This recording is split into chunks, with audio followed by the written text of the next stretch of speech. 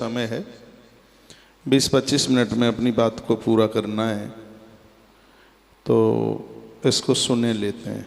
यह भी बड़ी काम की चीज़ है। घर देवालय बने, मंदिर बने, भगवान का धाम बने, उसमें आनंद आए, भगवत कृपा बरसे, उसके लिए बड़ी अद्भुत बातें कही गई हैं। सुने। जयति वरद मूर्ति मंगलम मंगलानाम, जयति सकलबंधाम भारतीम ब्रह्म रूपाम, जयति भुवन माता चिन्मयी मोक्ष रूपा, दिशतम महेशो वांगमम शब्द रूपम। हे मंगलों के भी मंगल करने वाले बर्दमूर्तये भगवान प्रभु श्री गजानंद, आपकी जय हो।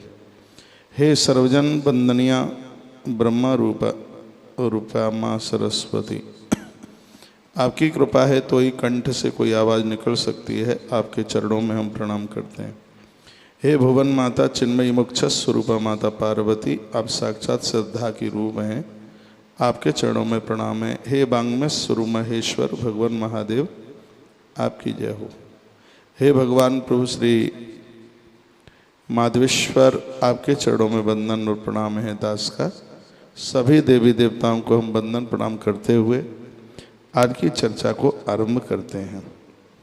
जैसा कि विगत 2 दिन से आप वास्तु के लिए कुछ आप सुन पा रहे हैं, काफ़ी बातें उसमें समझ में भी जरूर आई होंगी। भूत भावन भूतेशः महेद भयम उपस्थितम, क्वायास्याम को गच्छाम वयम लोका पितामह।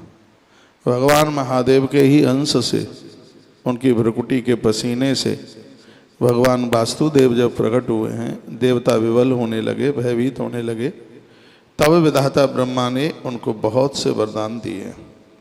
कहा इतने इतने कार्यों में सबसे पहले तुम्हारी पूजा होगी। क्या कहा? बरम तस्मय ददौ प्रीतो ब्रह्मा लोक पितामह। ब्रह्मा जी ने वरदान दिया है वास्तुदेव को। और यह कहा है कि ग्रामे व नगरे वापि दुर्गे व पत्तने पिवाह, ग्राम में, नगर में, दुकान में, मकान में, तालाब में, जलाशय में, यहाँ तक कि वृक्ष लगाने के लिए भी भूमि खोदी जाएगी तो आपका पूजन होगा। धार्मिक अनुष्ठान होंगे, जहाँ पर पांडाल परिसर बनेंगे, वहाँ भी आपका भूमि पूजन होगा, भूमि पूजा होगी। आज की बात को मैं यहाँ से आरंभ कर रहा हूँ। भगवान वास्तुदेव का जो स्थान है वो उत्तर और पूर्व के ठीक मध्य में, जिसको ईशान कोण कहते हैं। इसलिए ईशान कोण को मंदिर के लिए बनाया है।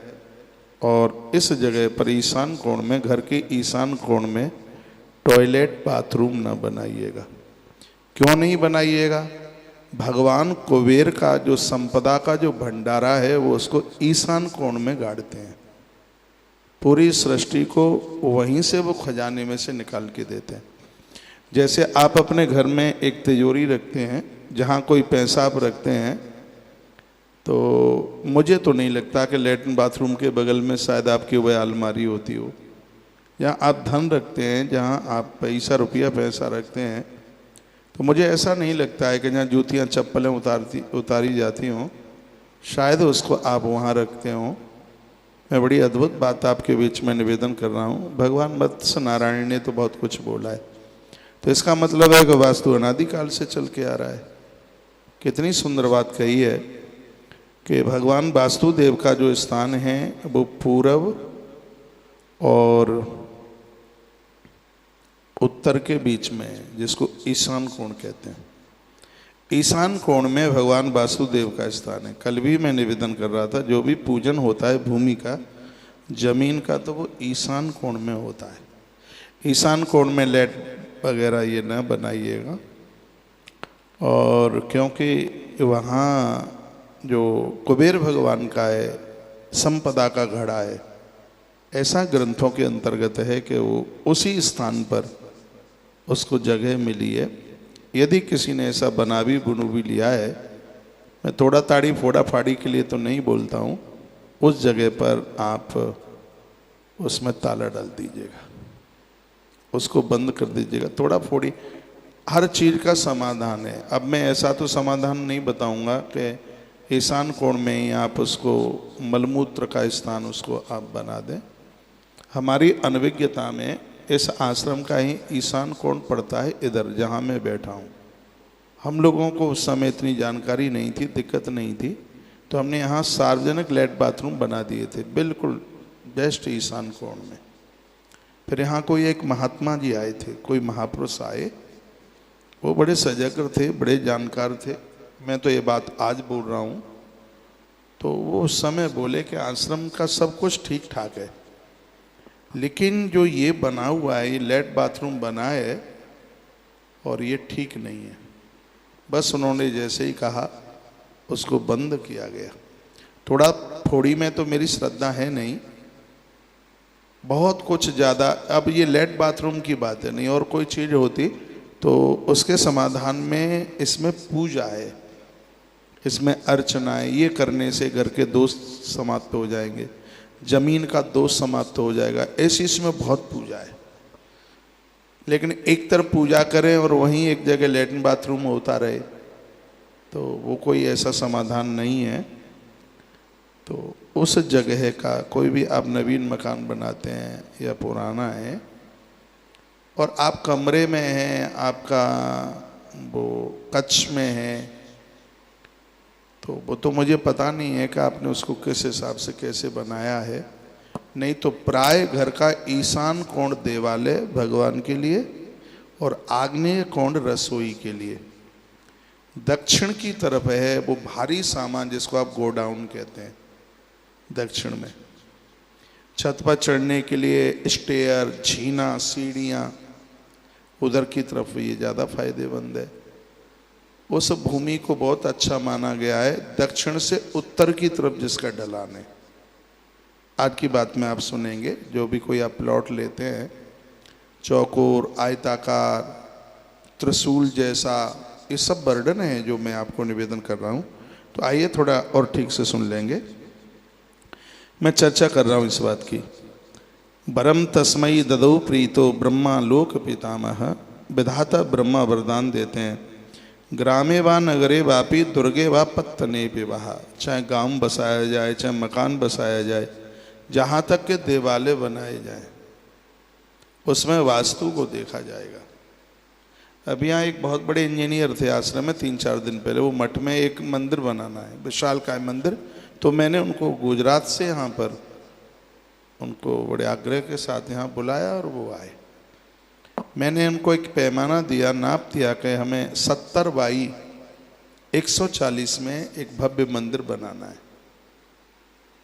तो वो बोलते हैं, महाराज जी आपकी तो हम बात नहीं काट सकते, आपको जानकारी ज़्यादा होगी, नॉलेज ज़्यादा होगी।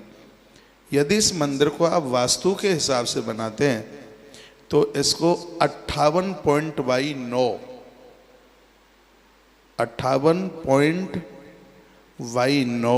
इंटू 105 105 इसका ये वास्तु यह बोलता है। तो वह भी व्यक्ति हमें कहता है कि जितने भी मंदिर हैं अयोध्या में, जो ये मंदिर बन रहा है उसमें बहुत वास्तु शास्त्री लगे, इन सब चीज़ों का असर होता है। चलो ठीक है, दूसरे धर्म वाले ना मानते हों, असर होता है, बिल्कुल होता है, पक्का होता है। कहा जाता है दक्षिण की तरफ मुख है मकान का, पूरब की तरफ है, उत्तर की तरफ है। इसमें ये सब वर्णन है जो मैं आपको एक आधे घंटे का टाइम रोजाना आपका रात को शाम को ले रहा हूँ। ये आपकी तमाम दुविधाओं को हल्का नहीं समाप्त कर देगा, आपको कहीं जाने की जरूरत नहीं पड़ेगी, ऐसा ही मेरा प्रयास रहेगा। बस ठीक से आप उसको सुन लें। विधाता ब्रह्मा कहते हैं, जो तुम्हारी पूजा नहीं करेगा, तुम्हें मानेगा नहीं, उनके जीवन में विघ्न बाधाएं आएंगी।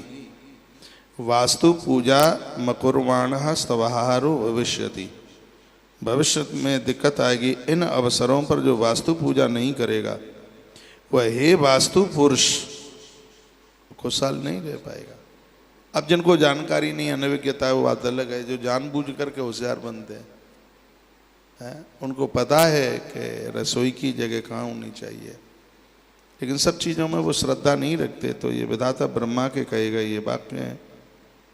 और कल मैंने निवेदन आपको किया ही है, विवाह का जो यज्ञ मंडप बनता है। कल किसी ने मुझे पूछा कि विवाह में वास्तु पूजा का मतलब, जो विवाह में एक मंडप बनाया जाता है जिसमें दूल्हा दुल्हन बैठते हैं, और उन ब्राह्मणों को यह पता होता है कि जब उसका बांस गाड़ा जाता है तो धरती में वो वास्तु की पूजा होती है। उसमें बच्चे के जन्म पर, उसका जन्म होता है तो उसकी नालिक छेदन होती है, नाभि नाल छेदन जिसको कहते हैं, और वो नाल जमीन में गाड़ी जाती है। जब उसको जमीन में गाड़ा जाता है तो उस जमीन की पूजा होती है। ये इन ग्रंथों में पता लगा है, नहीं तो पता ही कहाँ था। उसका असर उस संतान के ऊपर पड़ता है, बढ़िया असर, यदि उस जमीन को वंदन करके प्रणाम करके ये काम किया जाए। विधाता ब्रह्मा कहते हैं जो इन चीज़ों को नहीं मानेंगे तो उन्हें दिक्कतों का सामना करना पड़ेगा, ऐसा लिखा है इसमें। देवता उस महापुरुष की पीठ के ऊपर जिन्होंने अपना स्थान बनाया, विधाता ब्रह्मा ने कहा देवताओं का मंदिर भी बनेगा तो उसमें आपका पूजन होगा, आपको अवश्यमेव उसमें देखा जाएगा। तत्पश्चात जो कल बोलते बोलते मैं तहाँ तक पहुँचा था जहाँ तक वो देखिए लिखा है, श्वेता रक्ता तथा पीता कृष्णा वर्णानुपूर्वतः। जब आप जमीन देख रहे हैं, परख रहे हैं, तो जमीन आपको 4 रंग की मिलेगी। एक सफ़ेद रंग की होगी, एक लाल रंग की होगी, एक पीले रंग की होगी और एक श्याम वर्ण की होगी। इसको चख करके भी देखेंगे तो मधुरा ब्राह्मणी भूमि कसाया क्षत्रिया मता, अमला वैश्या भवेद भूमि तिक्ता कनिष्ठा प्रकीर्तिता। सफ़ेद रंग की माटी है, वो चखने में मीठी लगेगी। रक्त वर्ण की है, वो कसीली लगेगी। वैश्य वर्ण की यानी पीले रंग की है, वो अम्लीय लगेगी। और जो सांवले रंग की है वो बिल्कुल तीखी लगेगी। चारों के स्वाद बताएं उस जमीन के। आज भी धरती पर बहुत लोग जानकार हैं जो माटी को सूंघ के बता देते हैं, उनको नॉलेज है, उनकी पढ़ाई है। मेरी तो पढ़ाई है नहीं, मुझे ऐसा अनुभव भी नहीं है। सही तो यही है जो मैं बोल रहा हूँ। हाँ, मैं ग्रंथ कुरेदता रहता हूँ, किताबें पढ़ता रहता हूँ, और जिसको पुराणों में कहा है, वेद में कहा है, वो तो बड़ी प्रमाणित बात है। ऋग्वेद में वास्तु का वर्णन किया है, सबसे और ज़्यादा वर्णन है। ऋग्वेद में तो है ही, लेकिन मत्स्य पुराण में इसका बहुत विस्तार पूर्वक वर्णन है। और मुझे आने वाले समय में आपको मत्स्य पुराण सुनाना ही है। मत्स्य पुराण में वास्तु का जो एक बड़ी महिमा उसकी बताई, ये वहीं का तो ये शीर्षक है कि भवन कहाँ और कैसे बना है, तो उसमें बहुत पहलुओं का वर्णन किया है। तो कल मैं आपको निवेदन कर रहा था, जहाँ आपको मंदिर बनाना है, यज्ञशाला बनानी है और स्कूल बनाने हैं, विद्यालय बनाने, लिखने के लायक बात है। जहाँ आपको विद्यालय बनाना है, गौसदन बनाना है, देवालय बनाना है, मंदिर देवालय एक ही बात है, पुस्तकालय बनाना है, और कोई ऐसी वैज्ञानिकों की कोई चीज़, कोई खोज, कहीं जिस जगह पर आपको कुछ शोध करना है, परीक्षण के हिसाब से ऐसी कोई मशीनरी ऐसी लगानी है, स्कूल बनाने, कॉलेज बनाने हैं, तो उसके लिए उस भूमि का चयन कीजिए जिस भूमि का रंग श्वेत है, सफ़ेद है। आप भवन भी बनाते हैं, मकान भी बनाते हैं, तो ऐसी भूमि पर मकान बनाने का मतलब है इस घर में जन्म लेने वाले लोग बुद्धिमान होंगे। कोई वैज्ञानिक भी बन जाए, कोई बड़ी बात नहीं है, कोई कवि बन जाए। कवि ऊपर से थोड़ी ही टपकते हैं, ऐसे ही तो वो ग्रह हैं, कोई घर हैं, उनमें वो रहने वाले कोई कवि बन जाता है, कोई वैज्ञानिक बन जाता है, कोई पत्रकार बन जाता है, कोई कथावाचक बन जाता है, वक्ता बन जाता है। तो ये जिस भूमि का रंग श्वेत है, श्वेता सफेद है, इस भूमि का यह प्रभाव है। विशेष रूप से जहाँ कॉलेज बनाने, स्कूल बनाने, शिक्षण संस्थान बनाने, यज्ञशालाएं बनानी है, देवालय बनाने हैं, ऐसी जगह का आप चुनाव कीजिए जो श्वेत है, सफेद है। सफेद नहीं है तो उस जमीन पर कुछ बनाने से एक आध महीने पहले से या एक आध साल पहले से वहाँ रोज चींटियों के लिए आटा डालिए। ये भी इसी ग्रंथ की बात है। आटा डालिए, चीनी डालिए उस जगह पर, बुरादा घिसें खूब, उसका खोपरा आता है ना गोला, उसका बुरादा घिसें और उसमें खांड मिलाएं या उसमें बारीक करके उसमें गुड़ मिलाएं। एक महीने तक, एक साल तक, जैसे आपके पास टाइम है, उस प्लॉट के बिल्कुल बाहर बाहर चारों तरफ और उसके बीच के हिस्से पर ये आप डालिए, जमीन का दोष खत्म हो जाएगा। और उसका प्रभाव वह होगा जो सफेद वर्ण की जमीन का जो प्रभाव है, वो तो आप मकान चारों वर्णों के लोगों के लिए जिस जमीन में श्वेत पना है, सफेद पना है, चारों वर्णों के लोगों के लिए वो शुभ है। जिस जमीन का रंग श्वेत है, मिट्टी मुंह के ऊपर रखकर जिसका स्वाद घी जैसा है, मिट्टी के 4-5 स्वाद हैं, वर्णन है उसका। जिस मिट्टी का रंग सफेद होगा वो चखने में घी जैसी लगेगी, उसमें से गंध, उसमें से जो खुशबू है वो भी घृत वाली होगी। जिनको नया मकान बनाना है उनके लिए भी बोल रहा हूँ, और जिनका बन गया है उनके लिए भी बोलूँगा, थोड़ा फाड़ी बिल्कुल ना करें। ये मकान आपको बहुत सुकून देगा। और ये वास्तु की जो पूजा है वो भूतों को, प्रेतों को, अलाय बलायों को अंदर एंट्री नहीं होने देती, अंदर प्रवेश नहीं होने देती। सांप, बिच्छू, कातर, विषैले, जीव जंतु, ये सब उसमें पनपते नहीं है। हाँ, वास्तु की पूजा परिवार में, घर में, अंदर देहली के अंदर अकाल मृत्यु नहीं होने देती। इसलिए जब भगवान महादेव ने भी माता जगदम्बा ने कहा कि एक मकान बनवाओ, भोले बाबा ने कहा हमें ज़रूरत नहीं है, हाथ में रेखा ही नहीं है हमारे में। मैया कहती है रेखा तो बनाई जाती है, बनवाओ मकान। नई नई शादी हुई थी उस समय महादेव की, जगदम्बा पार्वती, तो भगवान नारायण ने उन्हें भोजन पर बुलाया, तो मैया गई भोजन पे, वहाँ तो सब ठाट बाट थे। मैया ने आके कहा पेड़ के नीचे पड़े रहते हो, बरगद के नीचे। भगवान कहते हैं कि पत्नी के संग बरगद का वृक्ष भी किसी महल से कम नहीं है, ये भगवान कहते हैं। हाँ, बरगद के नीचे यदि गृहिणी संग दे रही है तो किसी भवन से कम थोड़े ही है, किसी राजभवन से कम नहीं है। मैया ने कहा वो तो ठीक है, लेकिन फिर भी भवन तो चाहिए। सो भगवान ने विश्वकर्मा भगवान को बुलाया। देवताओं का तो सब विश्वकर्मा जी बनाते हैं। विश्वकर्मा जी आए और बड़ा आलीशान बना के तैयार कर दिया। भगवान महादेव से कहा एक बार देख लेते, बन गया है। माता जी गई देखने के लिए। जब तक गृह प्रवेश नहीं हो जाता तब तक मकान में रात को सोते नहीं, और जिस दिन गृह प्रवेश होता है 5 रात्रि तक मकान को सूना नहीं छोड़ते। दोनों बातें लिखने लायक हैं, समझने के लायक बातें। जब तक उसका गृह प्रवेश ना हो, दिन में जाइए 100 बार, रात को आप सो नहीं सकते। और जिस दिन गृह प्रवेश हुआ है 5 रात तक घर को आप खाली नहीं छोड़ सकते। बड़ी महिमा है इन चीजों की। सो मैया ने वो पूरा भवन देखा, वो तो स्वर्ण का, कांचन का बना था, बड़ा महिमा मंडित था। मैया की तो खुशी का कोई ठिकाना ही नहीं था। भगवान भोलेनाथ के पास आई, का प्रभु ऐसा भवन नहीं देखा, बड़ा अद्भुत है।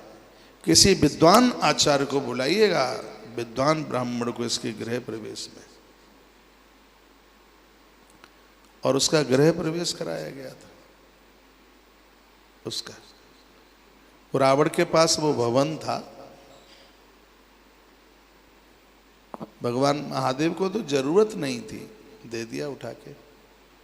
श्री द्वारका जी का गृह प्रवेश, एक दिन मैं निवेदन कर रहा, 18 जो वास्तु शास्त्री हैं, वास्तु को जानने वाले हैं, ये तो स्वयं भगवान मत्स्य नारायण ने बात कही है, उन 18 में एक भगवान कृष्ण का नाम आता है। और द्वारका कितनी देर में बनी है? आंख का पलक ऊपर से नीचे गिरे इतनी देर में। इसलिए कृष्ण को साधारण मानव ना समझो, ये ईश्वर है। द्वारका जैसी नगरी फिर इस लोक में कोई थी नहीं। इसकी विशेषता यह थी कि दुश्मन आए तो पानी में डूब जाए, वो ढूंढता रहे कि द्वारका है कहाँ, और वह चला जाए तो द्वारका ऊपर आ जाए पानी में से। ऐसा ये प्रथम भवन था। द्वारका ऐसी थी, जब आदमी अंदर प्रवेश कर जाता तो उसका दरवाजा ही नहीं मिलता। जब वो ये कहता कि मुझे बाहर जाना है, मुझे रास्ता मिल जाए, द्वार मिल जाए, तो ही द्वार खुलता था, नहीं तो उसी में घूमता रहे। एक बार मथुरा के लोग पहुंच गए वहां, मथुरा के तो ठेठ ब्रजवासी ठहरे द्वारका में। कारे लाला रे चौरे न्यो बता, तो भवन तो बड़ो आलीशान है, लेकिन जहां मैं निकरवे के खाने कहूँ द्वार हुआ तो ही ना, द्वार को आए, द्वार कहाँ? जो ब्रजवासी पूछने लगे कि द्वार कहाँ? ढूंढवे ते उता को द्वार नाय मिलो, बा को नाम द्वारिका है, द्वार का, इसलिए उसका नाम द्वारका पड़ा।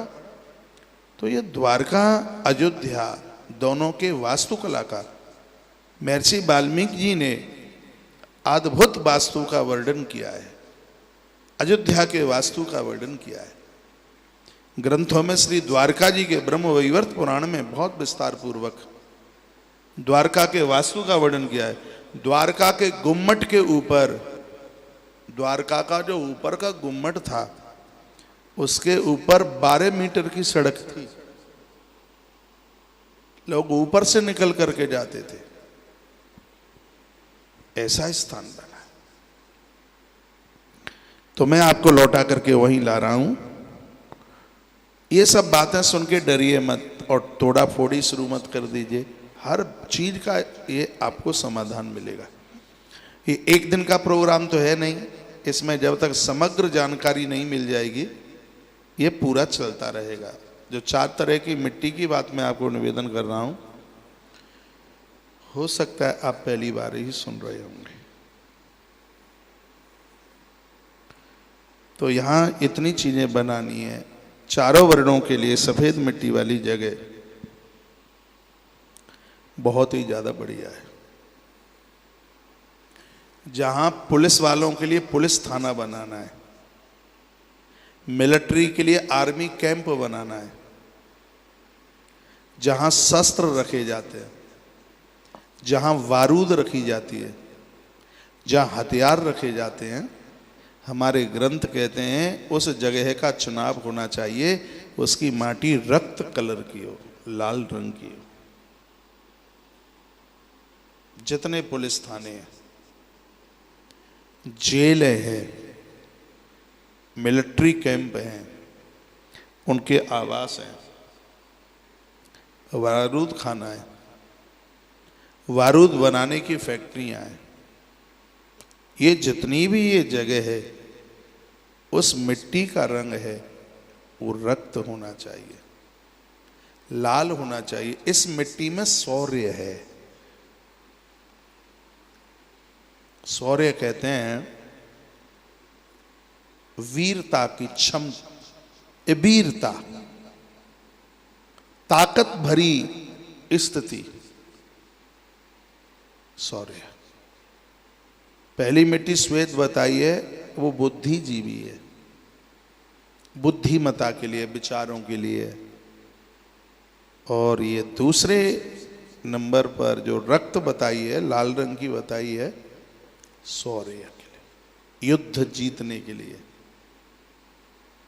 रक्षा के लिए, किसी की रक्षा करने के लिए, देश की रक्षा करने के लिए, सीमाओं को सुरक्षित रखने के लिए जितने भी मिलिट्री कैंप हैं, पुलिस थाने हैं, बारूद, कारतूस, ये सब चीज़ें रखने की जो जगह है, वहाँ पर उस मिट्टी का रंग लाल होना चाहिए, शौर्य बढ़ेगा।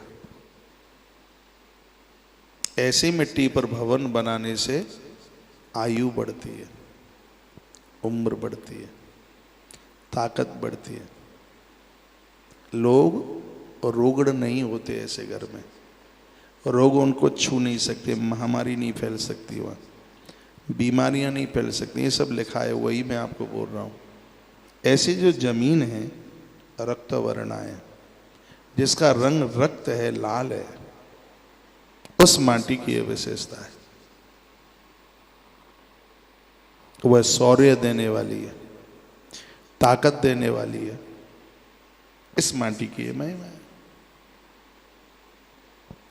तो ऐसी माटी पर ये चीजें बने।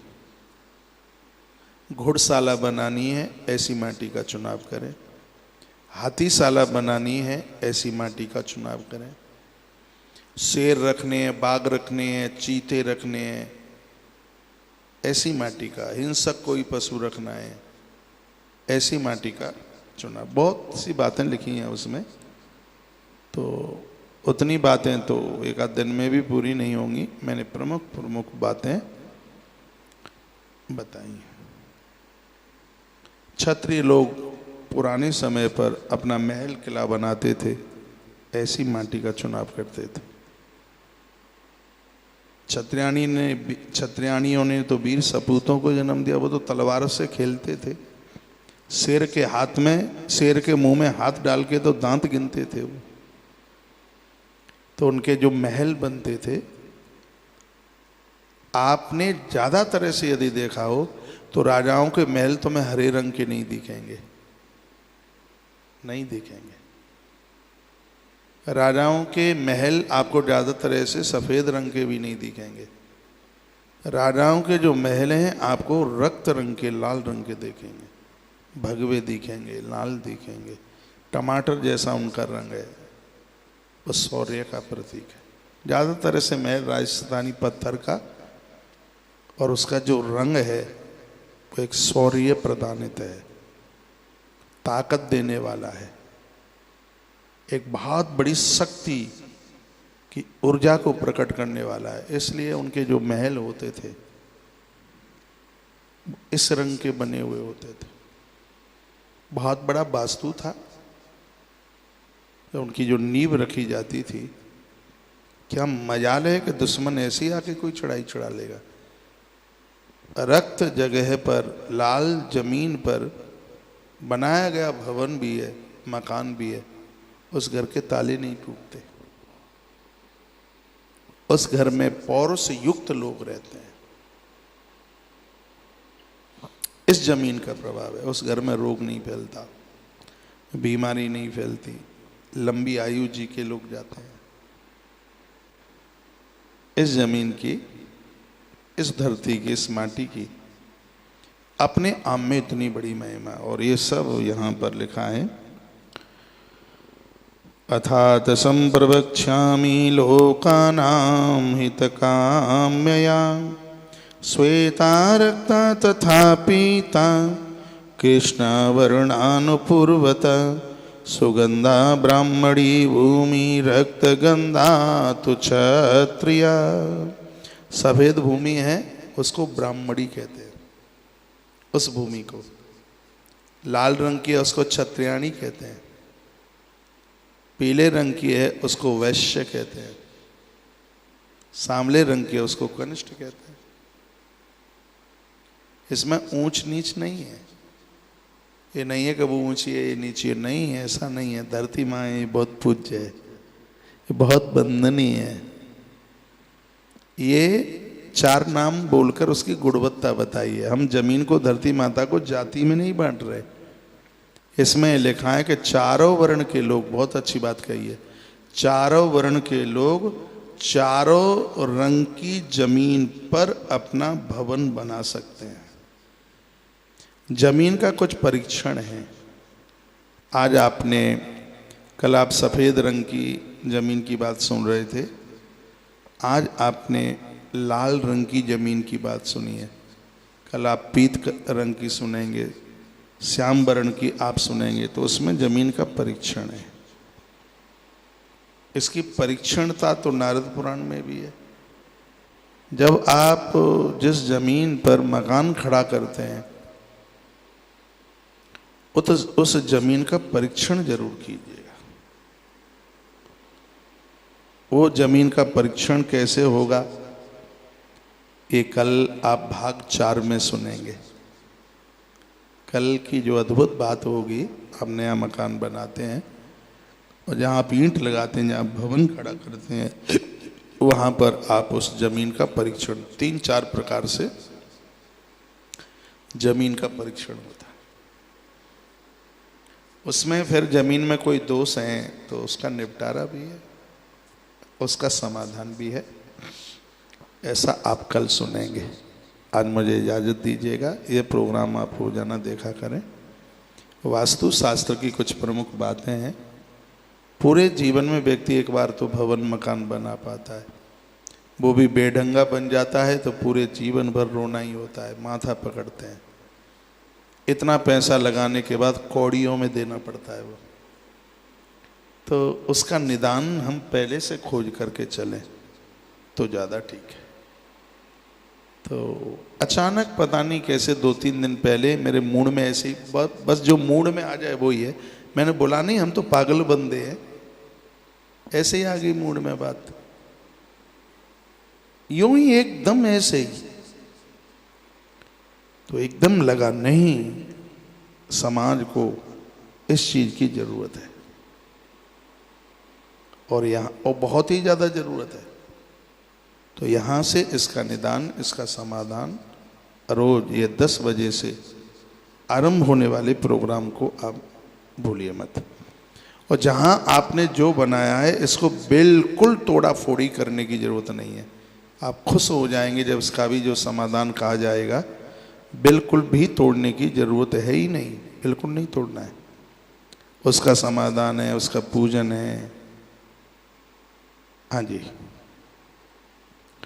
तो कल फिर मिलते हैं।